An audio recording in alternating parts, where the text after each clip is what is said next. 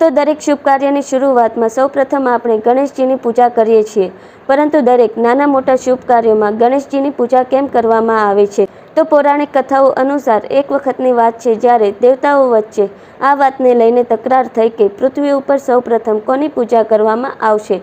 ત્યારે દેવતાઓ આ વાતને લઈને ભગવાન શિવ પાસે જઈ પહોંચ્યા. ત્યારે ભગવાન શિવે માર્ગદર્શન આપતા કહ્યું કે જે આ સમસ્ત બ્રહ્માંડની સૌથી પહેલાં પરિક્રમા કરીને આવશે તેની પૃથ્વી ઉપર સૌથી પહેલાં પૂજા કરવામાં આવશે.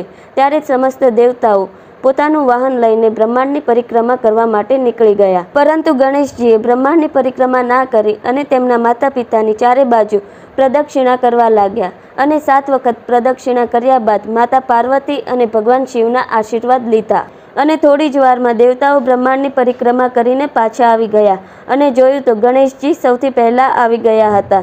ત્યારે શિવજીએ ગણેશજીને પ્રતિયોગિતાના વિજેતા ઘોષિત કરી દીધા અને ત્યારે સમસ્ત દેવતાઓ આશ્ચર્યચકિત થઈ ગયા અને કહ્યું કે ગણેશજીએ તો બ્રહ્માંડની પ્રદક્ષિણા કરી જ નથી. ત્યારે શિવજીએ જવાબ આપતા કહ્યું કે ગણેશજીએ તેમના માતા પિતાની પ્રદક્ષિણા કરી છે અને માતા પિતાનું સ્થાન સંસારમાં સૌથી સર્વોપરી હોય છે.